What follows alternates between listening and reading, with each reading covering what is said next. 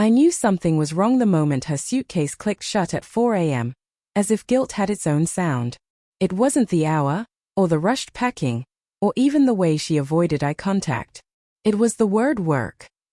She said it too softly, too neatly, like a thread she hoped I wouldn't pull. She said, "It's just a quick work trip with Mark.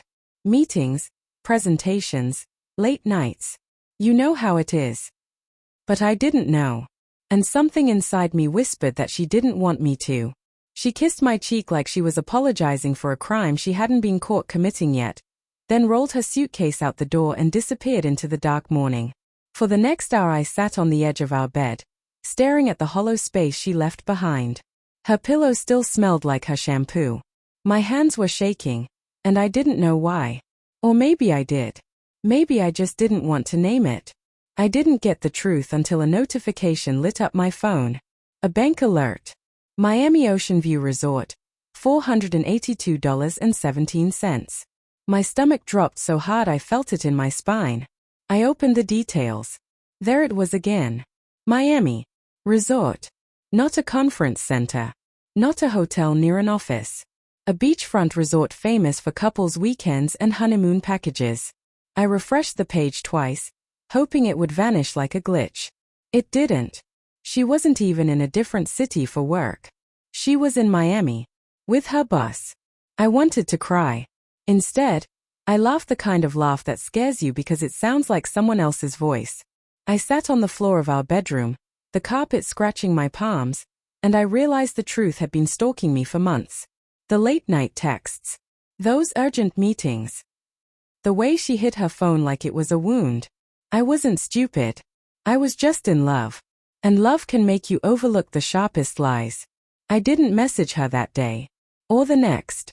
I stayed quiet and listened to the story the universe was trying to tell me. Her silence told me more than her words ever had. She didn't call to say she landed. She didn't send the usual "miss you." She didn't ask about my day. Her absence was loud. But I didn't confront her. Not yet. You don't walk into a burning house without knowing where the exits are. So I did something I never imagined I'd do. Something that felt both petty and painfully necessary. I booked a ticket to Miami. Not to spy. Not to chase her. I wasn't looking for a movie moment. I just needed truth with my own eyes so I could finally stop fighting the war in my head. When I arrived, the city felt too bright for what I was carrying inside me. Waves crashed against the shore like they were arguing with the wind. I checked into a hotel down the street from theirs and told myself I would not go looking for her. But heartbreak has its own gravity. The next morning, in a moment of weakness, or courage, I walked to the resort. My heart was punching inside my chest. The lobby smelled like sunscreen and salt, and every couple holding hands felt like a slap. I didn't see her. Or him. And for a moment I wondered if I'd lost my mind entirely. But then, near the elevators, I saw her laugh. That laugh. The one she hadn't used in months. The one she used to save only for me. She was wearing a sundress I'd never seen before. Her hair was loose. She looked free. Free in a way she never looked beside me anymore. And standing next to her, too close, too comfortable, was her boss. Mark. The man she swore was strictly professional. He touched her arm when he laughed. She didn't pull away. I didn't confront them. I didn't shout. I didn't walk up and play the dramatic husband character. Instead, I walked out of that resort with the quiet dignity of someone who had finally stopped begging for a truth he already knew. The hardest part wasn't seeing them together. The hardest part was realizing I didn't feel shocked. A part of me had known long before Miami.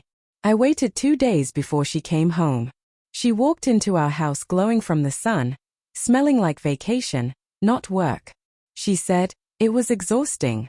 So many meetings. I nodded like a man rehearsing for a role. How was the resort? I asked. Her face drained of color. Resort? What resort? I slid my phone across the table, the bank alert shining like a confession she never meant to make. You didn't even hide the charges, I said softly. You didn't have to.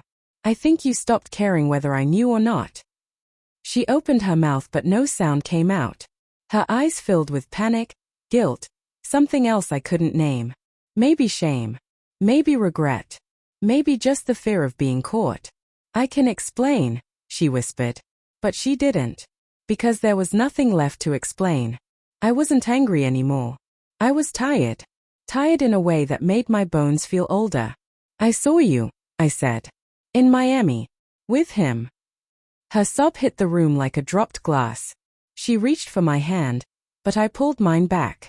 I told her I wasn't going to scream or punish her or make a scene. I told her I loved her, but I loved myself too.